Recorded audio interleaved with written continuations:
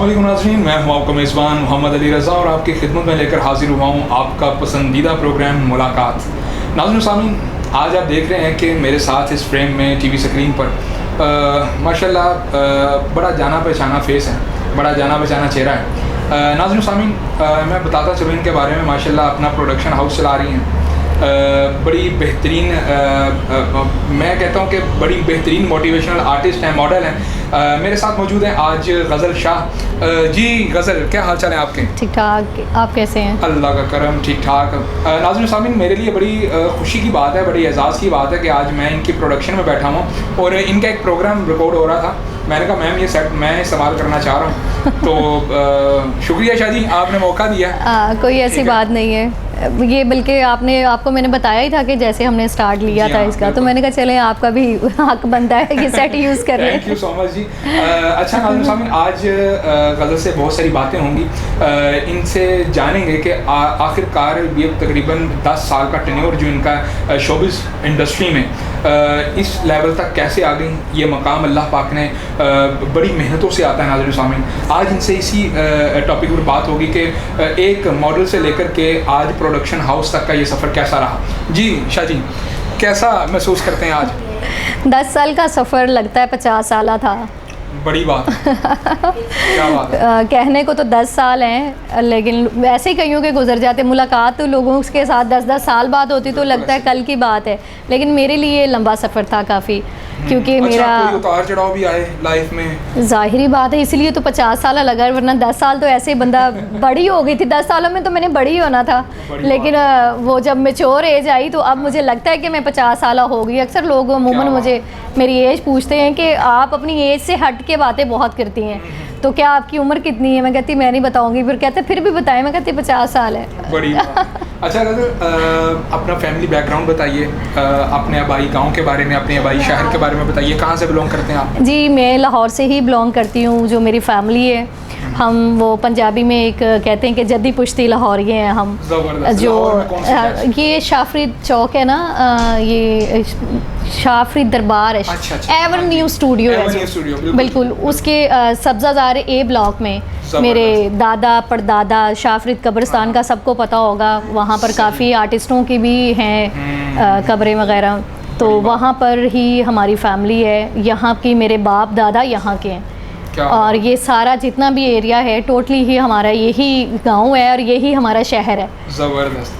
अच्छा अगर फैमिली अक्सर होती है, बड़ी स्ट्रिक्ट होते हैं, माँ बाप बड़े स्ट्रिक्ट होते हैं कि बच्चियों को शोबिज़ इंडस्ट्री में आने से ना रोका जाता है जी, तो आपको ये प्रॉब्लम फेस करना पड़ी है? जी बिल्कुल। एक्चुअली मेरे पेरेंट्स हैं वो बहुत ही सिंपल और सादा लोग हैं, और उनको समझ लें कि अपने घर के, अपने एरिए के लोगों के और रिश्तेदारों के अलावा बाहर की दुनिया को वो जानते ही नहीं हैं। सच बताऊं, कभी मुलाकात हुई, कभी कोई देखता है तो वो कुछ लोगों ने देखा है, वो मानते ही नहीं है कि ये मेरे पेरेंट्स हैं, क्योंकि मैं बहुत डिफरेंट हूँ। मैं जब छोटी थी तो वो, अब कभी मैं सोचती हूँ, काफ़ी रिश्तेदारों ने उन्हें कहा कि ये आपकी बेटी क्या कर रही है, ये वो। शुरू में तो खैर अब्बू नाराज़ हुए थे, लेकिन उसके बाद जब अब्बू ने देखा तो अब्बू मेरे ने कहा कि मेरी बेटी की कोई गलती बताएं कि वो क्या बुरा कर रही है। सही। कोई ऐसी कोई चीज़ दिखा दें जो कि नहीं करनी चाहिए थी उसको। रिज़्क की तलाश के लिए इंसान निकला। अगर वो रिज़्क रोटी के लिए, क्योंकि मेरी स्टार्टिंग जो थी ब्यूटी सैलून से थी। सही जी, मैंने मैं ब्यूटिशियन बनना चाहती थी। समझ रहा था जैसे आप स्टार्टिंग ही नाज़रीन साहब, मैं आपने जैसे स्टार्टिंग में बोला ना कि मॉडलिंग से स्टार्ट किया है। नहीं, मैं सबसे पहले मेरा ब्यूटिशियन से स्टार्टिंग थी, और मेरी सिस्टर का पार्लर था, मैं उनके पास होती थी जब मैं स्टडी से फ्री होती थी, तो उनको एज अ मॉडल, छोटी सी मॉडल, मैं ब्यूटिशियन मॉडल थी कि मुझे मॉडल के तौर पे जैसे ब्यूटिशियन ले जाती हैं, हेयर स्टाइल बना दिए, मेकअप करके देख लिया, तो मेरे अंदर भी क्रेज़ हुआ कि मैं भी ये सीखूंगी। लेकिन फैमिली वाले इजाज़त नहीं देते थे कि तुम छोटी हो, तुम्हें नहीं जाना। 12 ईयर मेरी एज थी उस वक्त। तो उसके बाद मुझे शौक हमारा क्रीम ब्लॉक में था पार्लर ना, तो वहाँ पर फिर कुछ आर्टिस्ट भी आती थी, तो उन्होंने एक दफ़ा कहा कि हमें एक ऐड करना है, तो आप हमें बताएं कि हम क्या इसको लेके जा, ये काफ़ी तेज़ लगती है। अच्छा। तब मैं बिल्कुल स्लिम स्मार्ट सी थी सही। और उन्होंने कहा कि उन्होंने कहा नहीं नहीं मेरे माँ बाप तो मार देंगे इसको गला घोंट के और मुझे तो बिल्कुल ही मार देंगे। तो खैर उन्होंने कहा कि कोई बात नहीं, बच्ची है, छोटी सी है, तो अगर कर लेगी तो क्या मसला होगा। तो उन्होंने कहा आप नहीं जाना। फर्स्ट में ऐड किया बिल्कुल मैंने एक हाँ सर्फ एक्सेल का एक ऐड था मेरा, स्टार्टिंग में मैंने वो किया। बस फिर मैंने वहाँ कैमरा देखा, वहाँ पर जो हो रहा था वो मेरा वो कहते हैं ना बचपन में इंसान के बिल्कुल। और मैं ब्यूटिशियन बनने मेरे माइंड में था ब्यूटिशियन भी बनूंगी, और साथ जब मैंने कैमरे को फेस किया तो मेरा बस मैं घबरा गई थी बहुत ज़्यादा।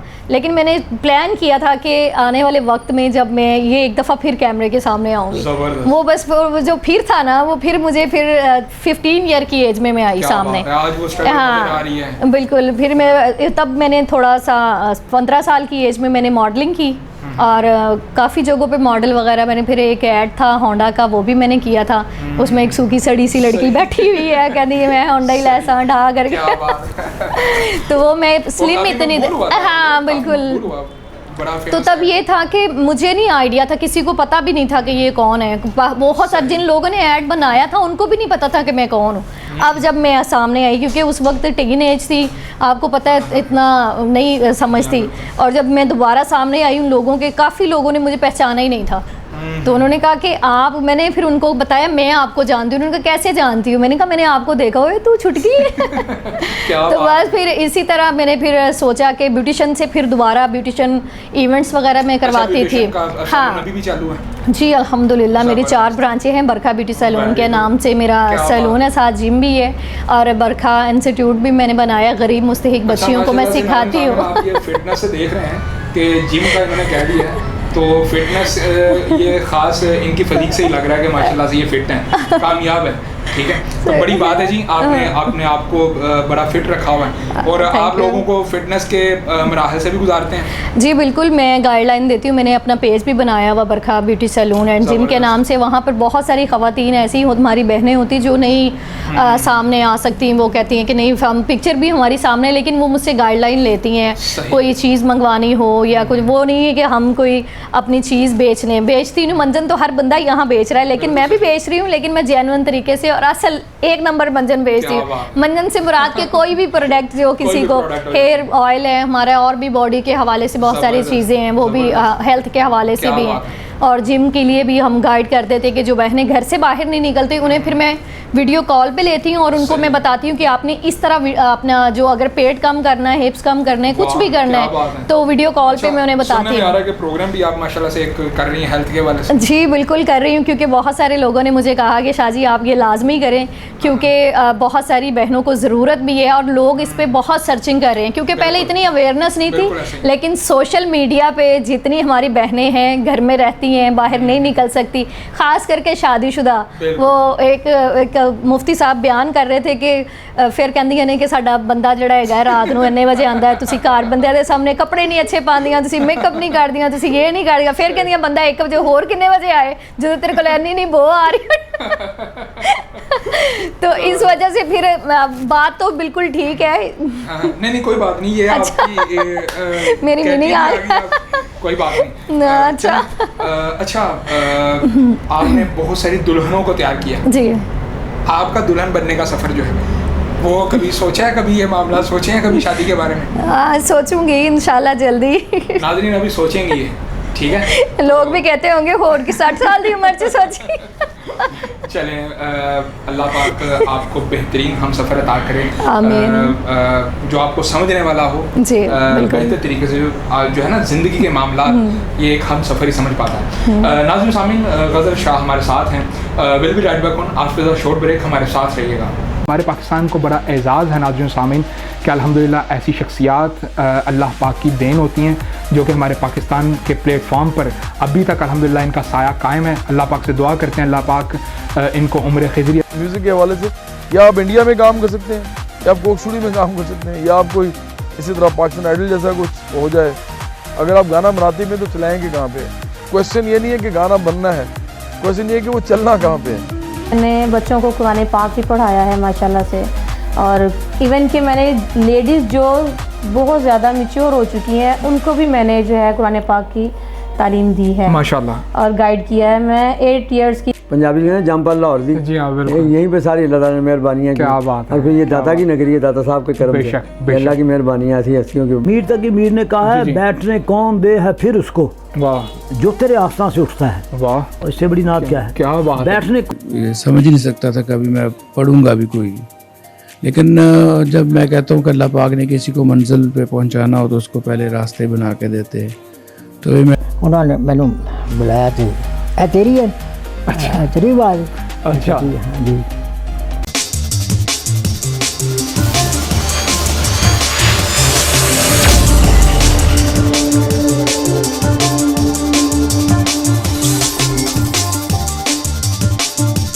जी वेलकम बैक नाज़रीन, आप देख रहे हैं अपना पसंदीदा प्रोग्राम मुलाकात और हमारे साथ मौजूद हैं गज़ल शाह। इनसे बड़ी इंटरेस्टिंग गुफ्तगू जारी है। गज़ल, कोई बचपन का कोई यादगार वाक़या जो अभी तक ना भूल पाए हों? मेरे पास तो बहुत सारे वाक़ये हैं मैं जो भूल नहीं पाती लेकिन कोई एक कुछ एक आधा यही था कि एक किस तरह का कोई फ़नी टाइप बताऊं फनी हो जाए, या इंटरेस्टिंग हो कुछ जाए, कोई अच्छा कोई यादगार हाँ। मतलब कुछ ऐसी जस्ट लाइक ऐसी मेमोरीज होती हैं ना जो इंसान फॉरगेटेबल नहीं हो जाए होती, वो भूल नहीं पाता इंसान। ठीक है? बिल्कुल मैं भूल जाती हूँ, मेरे पास वो मेमोरी है कि अम्मी अब्बा जिसमें का मैं कोई ऐसी डांट, अम्मी अब्बा की कोई ऐसी कोई बात जो अभी तक आपको नसीहत के तौर पर याद है? ये बात है।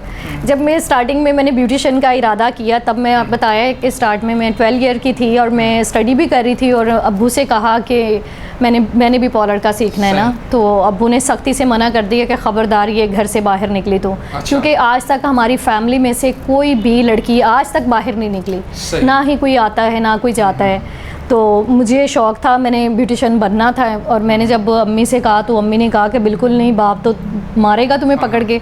तो खैर अब्बू ने तो मुझे आज तक कभी हाथ भी नहीं लगाया। सही। एक दो दफ़ा वो छोटे बचपन में शायद मार मुर लिया हो, ओदी माफ़ी है मुझसे बहुत प्यार करते थे। तो फिर अम्मी को मैंने कहा, मैंने अपनी ममानी से कहा कि प्लीज़ मुझे पार्लर का सीखना है, मुझे जाने दे। तो कहने लगी कि नहीं। फिर मुझे याद है कि मैंने अपने ताया अब्बू से कहा, सही। क्योंकि मेरे अब्बू ताया अब्बू की बात बिल्कुल ही नहीं इग्नोर नहीं कर सकते थे, मानते थे, वो लकीर होती थी। पहले तो वो मान ही नहीं रहे, उसका बेटा भी हाँ बात ऑथेंटिक होती है, बिल्कुल ऐसा ही था। तो मैंने अपने ताया अब्बू से बस मेरी आदत थी मैं शुरू से मुंह भट कह लें, मैं बात कर देती थी। मैंने कहा ताया अब्बू आप तो इतने अमीर हैं, इतना कुछ है आपके पास, ये वो फलान, तो आप तो बाहर आउट ऑफ दादा भी हैं, आपके पास सारा कुछ, हमारे पास अभी इतना नहीं है, लेकिन मैं चाहती हूँ मैं आने वाली ज़िंदगी में आगे बढ़ूँ। तो मेरे ताया अब्बू कहते हैं इधर आए ना ज़रा गला कितना सीखी आ नहीं है। मैंने कहा बस मुझे मैंने आपसे कुछ कहना है। कहते क्या? मैंने कहा मैंने ब्यूटिशियन बनना है। कहता है क्या ब्यूटिशियन बन के क्या करोगी? मैंने कहा मैं बड़ी होंगी, मैं पार्लर बनाऊंगी, मैं उसमें पैसे कमाऊंगी और फिर मैं अपने लिए ये करूंगी वो करूंगी। ठीक है। तो और वो कहने लगे कि नहीं बेटा आपको नहीं पता, हालात बाहर के बहुत ख़राब है और फैमिली में आज तक कोई गया ही नहीं। तो मैंने कहा आप फिर इसका मतलब मुझे प्यार नहीं करते? तो कहते नहीं प्यार तो करता हूँ, लेकिन इस तरह की इजाज़त नामुमकिन है। जो चीज़ मुझे खुद को नहीं पसंद तुम्हारे बाप को कैसे कह दूँगी भाई इसको भेज दो बाहर। मैंने कहा अच्छा चलें ठीक है। मैंने कहा मतलब कि आप मेरे पे भरोसा नहीं करते? तो कहते तुम इतनी बातें कहाँ से सीखे, तुम्हें किसी ने ये पट्टी पढ़ाई है, किसी गलत के हाथ में तो नहीं हो तुम, कोई तुम्हारी सहेली है ऐसी? मैंने कहा ताया अब कोई ऐसी बात नहीं, मेरा अपना दिल चाहता है। फिर इतनी देर में मेरे चचा भी आ गए, मैंने उनसे भी कहा, तो खैर उन्होंने कहा कि चलें ठीक है। खैर मैं आ गई घर, उन्होंने मुझे, मैं अम्मी अब्बू के साथ ही गई थी, वापस आ गई। तो फिर 2-3 दिन बाद उन्होंने अब्बू को कहा कि बच्ची का दिमाग तो बड़ा तेज़ है, उसकी बातें बच्चों वाली नहीं थी, बड़ों वाली थी, मिचोर बातें। हाँ लेकिन अभी वो अगर जाती है तो पार्लर पे जाना है, खुद छोड़ के आओ, खुद लेकर आओ तो कर लो। खैर अब्बू ने ना उस वक्त कहा कि नहीं, लेकिन जिस दिन मैं सैलून पे पहले दिन में जाना शुरू हुई थी, मेरे अब्बू घर छोड़ के चले गए थे। अब्बू मेरे घर छोड़ के चले गए। उन्होंने कहा कि नहीं मैं नहीं बर्दाश्त कर सकता कि मेरी बेटी घर से बाहर निकले। तो फिर इस वजह से वो सारे पार्लर पे भागे कि चल साथ चल, तुम्हारा बाप चला गया घर छोड़ के, ये वो, मैं रोऊं वही बैठी हुई थी। तो खैर फिर उसके बाद कुछ अरसे बाद मेरे अब्बू मान गए जब सब ने, फिर मैंने भी उन्हें भरोसा दिलाया। फिर एक वक्त ऐसा आया, हमारी फैमिली में ना बहुत कम एज में शादियाँ कर देते हैं। तो फिर अब्बू ने कहा कि हम तो 15 साल की लड़की होते ही उसकी शादी कर देते हैं, लेकिन तुमने मुझे पहले ही टेंशन में डाल दी है। तो मैंने कहा चले ठीक है। अम्मी ने कहा कि कुछ अच्छा तुम भी सब्र करो, तुम क्या टिक के नहीं बैठती, जैसे छोटे मारते हैं एक दो, चलो बैठ जाओ आराम से। तो फिर इसी तरह वो वाकया मैंने जब अपने अब्बू ने मुझे बात समझाई और मैंने अपने अब्बू को ये यकीन दिलाया 3 साल बाद, जब मैं 15 साल की हुई, तो मैंने उन्हें ये यकीन दिलाया कि आप मुझे अपनी बेटी नहीं बेटा समझे और मुझे इजाज़त दे दे घर से। अगर मैं पूरी ज़िंदगी आपका एतमाद तोड़ूं तो मैंने कहा आप मेरा गला काट सकते हैं। मैंने कहा मैं कह के मरूंगी कि मेरी गलती थी, मेरे बाप की नहीं है। तो एक दफ़ा भरोसा करें। तो फिर उन्होंने मेरे ऊपर भरोसा किया और आज तक अल्हम्दुलिल्लाह मेरे अब्बू जब मुझे फ़ोन करते हैं तो ये कोई महसूस नहीं करता कि अपनी बेटी को फ़ोन किया, वो कहते हैं मेरा पुत्र ही है, ज़बरदस्त बेटे ही है मेरे।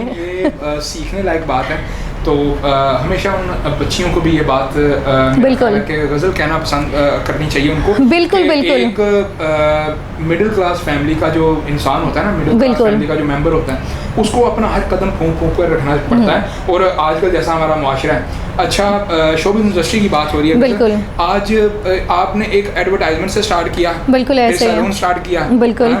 तो आज ये प्रोडक्शन हाउस किस तरीके से?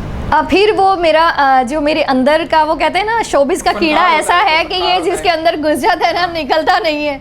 तो वो फिर काफ़ी अरसे बाद जब मैंने शोबिज़ में मैंने एंट्री की, लेकिन मुझे नहीं पसंद आया, कुछ मामलात ऐसे नज़र आए कि जो मुझे अपने वालिद की बातें याद आई, मिलने वालों की बातें याद आई।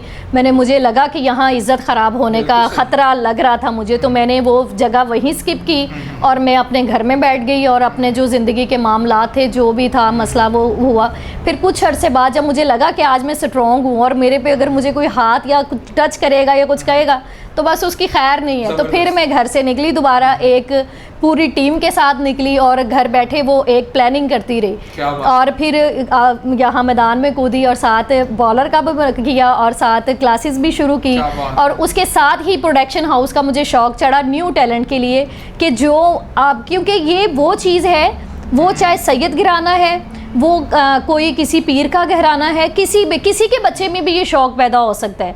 तो इसको आप खुद सपोर्ट करें। मैं आपको बताऊं ना कि आपका बच्चा जो घर से भाग के करे या बच्ची घर से भाग के करे।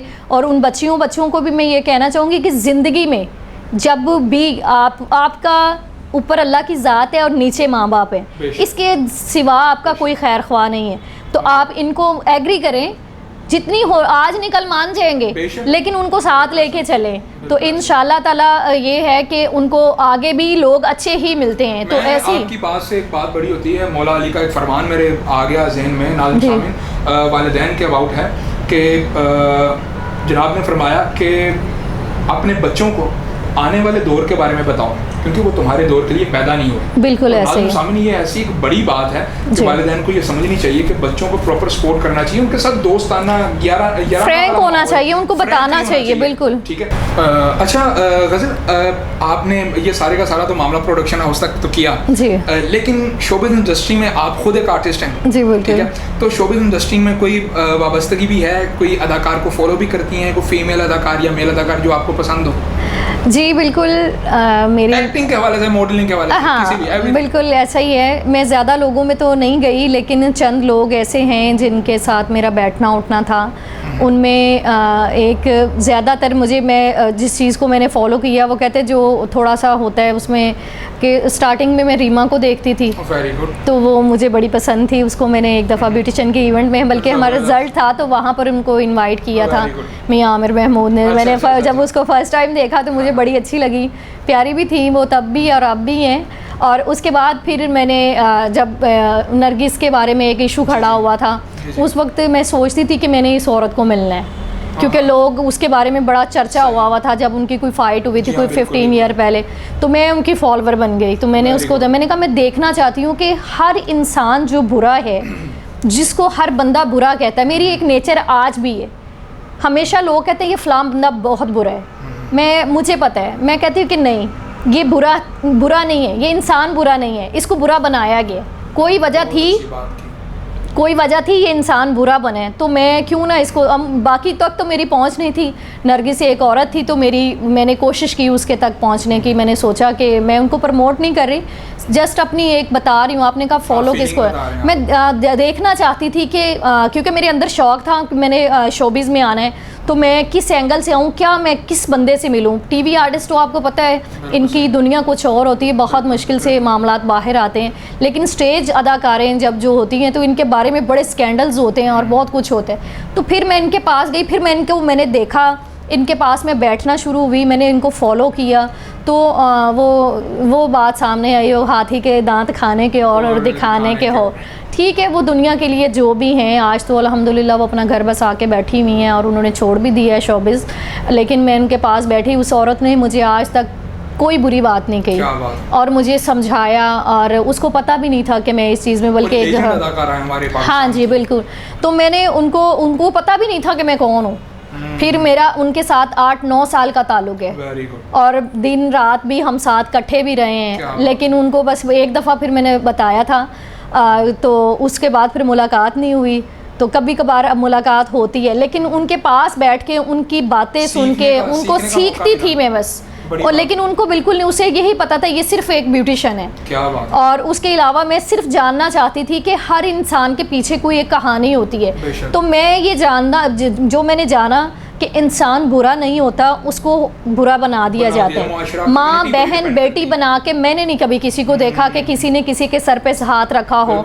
तो आप अगर ऐसी बात ये सच है तो आप मुझे बताएं, लेकिन जो भी है वो उसकी ज़ात उसकी हद तक है, अल्लाह पाक को अल्लाह बेहतर जानता है, मैं फ़ैसला नहीं कर सकती। आप इस किसी इंसान को इख्तियार ही नहीं है कि वो किसी के बारे में गलत कमेंट कोई कमेंट्स पास करे, क्योंकि ये अल्लाह का मामला है। वो कहते हैं ना, वो तो तवाइफों को भी उसने अल्लाह ने माफ़ कर दिया, वो तो इतनी सी नेकी उसको पसंद आनी चाहिए कि वो कौन सी बात अच्छी लगती है। तो बस ये इन लोगों को, फिर उसके अलावा मैं ज़्यादातर मेरा जो उस्ताद था जिससे मैंने ये सब कुछ सीखा है आज के अंदर, वो मेरे पास मेरा YouTube था। वाह क्या बात है। आज का सोशल मीडिया जो इस वक्त इन है, मैंने 8 साल पहले से जो YouTube है और गूगल है, वहाँ पर मैं चेक करती थी, सर्च करती थी, YouTube पे वीडियोस निकालती थी, मुख्तलिफ कंट्री के लोगों को सर्च करती थी, देखती थी कि बोलते कैसे हैं, बात कैसे करते, सब कुछ मैंने YouTube से सीखा। और आज की इंडस्ट्री में चंद हमारे ऐसे सीनियर जो हैं, राइटर हैं, डायरेक्टर हैं, जिन्होंने मेरा बहुत साथ दिया, मेरी हौसला अफजाई, बहुत सारे लोगों ने टांगे खींचने की कोशिश की, लेकिन उसने वो कहते हैं ना कि जो आँख रखने वाले लोग होते हैं ना, वो पहचान लेते हैं। तो उन्होंने शायद मेरी पहचान की और मुझे ये कहा कि गज़ल के बड़ी महफिल में बैठ के, परवेज़ कलीम साहब ने एक दफ़ा, हमारे बड़े सीनियर राइटर डायरेक्टर हैं, मैं नाम उनका यहाँ ज़रूर मेंशन करूँगी, कि उन्होंने मैं एक दफ़ा मुझे कहा कि गज़ल फ़लाँ जगह पे है स्टूडियो में, तो वहाँ पर आ जाओ, खाना है। तो मैं वहाँ गई तो सारे वहाँ पर काफ़ी सीनियर लोग, बड़े बड़े जर्नलिस्ट बैठे हुए थे, जियो से था, कोई किससे था, कोई बड़े बड़े अखबारों वाले, जंग वाले थे, कोई कौन सा था। अब मैं वेब चैनल का था मेरा, और वो उन्होंने कहा कि ये किसको बुला लिया इन्होंने, बड़ा उन्होंने थोड़ा मुझे हकैरत की नज़र से देखा। तो फिर उन्होंने कहा, उसने कहा कि ये इसको नहीं देखना, ये वो बच्ची है जिसके बारे में मैं कसम दे सकता हूँ कि ये लड़की ऐसी नहीं है। क्या बात है। एक जब उन्होंने ये मुझे कहा तो मेरा जिस्म कांप रहा था वहाँ पर प्रॉपर, कि मुझे इन्होंने मेरे बारे में यहाँ सबको कह दिया। उन्होंने कहा ये बहुत अच्छी है, इसको मैं जानता हूँ, बस अल्लाह इसको बचाए रखे और अपने हिफ्ज़ ईमान में रखे, महफूज रखे, तो ये हमारा हिस्सा है। क्या बात। और मुझे भी आप यकीन करें कि उनके साथ ऐसे लगाव है, इतना मुझे दिली प्यार है, इतनी मोहब्बत है मुझे उनसे। कुछ लोग, कुछ चेहरे ऐसे होते हैं नाज़रीन सामने, जिनको बोला नहीं चाहता और जो ना दिल का हिस्सा बन के रह जाते हैं, दिमाग में कुछ अपनी जगह बना लेते हैं। अच्छा गज़ल, आज शोबिज़ इंडस्ट्री में हमारे नौजवान सितारे भी आ रहे हैं, जिनको हम जूनियर हज़रात भी कहेंगे, जी बिल्कुल, उनको कोई अच्छा सा पैगाम देना चाहते हैं? मैं जो जूनियर हैं उनको यही कहूँ कि जैसा कि मैंने पहले बताया आपको कि कोई भी काम माँ बाप की दुआओं के बगैर नहीं होता। ठीक है, मैंने अपनी ज़िंदगी में, मुझे नहीं लगता था कि मैं इस मुकाम पर आऊँगी कभी। अभी शुक्र अल्हम्दुलिल्लाह मैं बहुत एहसानमंद हूँ और शुक्रगुज़ार हूँ अपने रब की कि मुझे इस एज में और इतने कम, मेरे लिए कम टाइम है, लोगों ने यहाँ पर 50-50 साल लगा दिए हैं लेकिन फ्रंट पे नहीं आ सके। उनके लिए अल्लाह, उनको भी जो ज़िंदा हैं उनके लिए आसानियाँ पैदा करे, और जो दुनिया से चले गए हैं उनकी मग़फ़रत करे। मैं आपको यही बात कहना चाहूँगी कि आपने अगर कोई भी काम करना है ना, पेरेंट्स को साथ रखें लाजमी, उनके खबर उनको होनी चाहिए कि आप क्या करने जा रहे हैं। क्योंकि आपके माँ बाप ने आपको पैदा किया, उनको पता है माँ बाप से बेहतर कोई नहीं है कि जो आपको जान सकता है या आपको संभाल सकता है। और इंसान जब ये चमकती दुनिया, मैं यहाँ पर माइंड ना कोई मेरी बात का करे, ये चमकती दुनिया है, ये हाँ इसमें इतनी रंग रलियाँ और इतनी भूल भुलैयाँ हैं कि इंसान इसमें कई लोग अपनी यादाश्त खो बैठते हैं, कोई सड़कों पे मांगने लग जाते हैं, कोई खाने का किसी के पास एक वक्त जिनका एक बहुत बड़ा नाम होता है वो उनके पास मेडिसिन के पैसे नहीं हैं। कुछ ऐसे लोग मैंने देखा हॉस्पिटल में मर गए, उनके पीछे जाने वाला कोई नहीं है। हाँ सफ़ेद पोश कई लोग ऐसे हैं। तो मैं यही कहूँगी कि ये किस्मत की बात है, ये लक है, किसी की भी लक चल सकती है, कोई भी नीचे से जंप करे ऊपर आ सकता है। ये मेरे रब के हाथों में, इंसान के हाथों में नहीं है। अगर तो आपको कोशिश आप करें इसको कि इस चीज़ से मैं दूर ही कहूँगी कि दूर ही रहे तो अच्छा है। अगर आना है तो समझ लो कश्तियाँ जलाकर आना है, वापसी का रास्ता इसमें नहीं होता। बिल्कुल, बहुत अच्छा मैसेज दिया। नाज़रीन सामीन, अपनी हुकूमत पाकिस्तान से भी गुजारिश करते हैं कि हमारी शोबिज़ इंडस्ट्री के सितारे ये भी इंसान होते हैं। मैं हुकूमत पाकिस्तान से आज से जो हमारे ऐवानों में बैठे हुए हैं, बड़े बड़े वज़ीर बैठे हुए हैं, उनसे गुजारिश करूँगा, हमारे बहुत से अदाकार, हमारे बहुत से पाकिस्तान के फ़नकार बिस्तर मर्ग पर पड़े हुए हैं, उनका कोई पुरसाने हाल नहीं है, हमारी शोबिज़ इंडस्ट्री का कोई पुरसाने हाल नहीं है। तो I humbly request to you all over the member, all over the Pakistan के जितने भी बड़े बड़े ये जो हमारे पार्लियामेंट में बड़े बड़े हमारे मुआविनीन हैं, तो उनसे गुजारिश करूँगा कि खुदारा हमारी तरफ भी निगाह करम हो, हमारी तरफ भी निगाह हो कि हम भी कहीं पल भर सकें और हम भी पाकिस्तान का हिस्सा हैं, हम भी पाकिस्तान का नाम रोशन कर रहे हैं, कुछ मॉडलिंग में, कुछ एक्टिंग में, कुछ हंसा कर, कुछ रुला कर। नाज़रीन सामीन, गज़ल से बहुत अच्छी बातें हुई। गज़ल अपना बहुत सारा ख्याल रखिएगा और इंशाल्लाह आइंदा ज़िंदगी रही। नाज़रीन सामीन, एक नए प्रोग्राम के साथ, एक नई मुलाकात के साथ आपका मेज़बान मोहम्मद अली रज़ा फिर से हाजिर होगा। मुझे और मेरे मेहमान को इजाज़त दीजिएगा। अल्लाह निगहबान, पाकिस्तान जिंदाबाद। अल्लाह हाफ़िज़।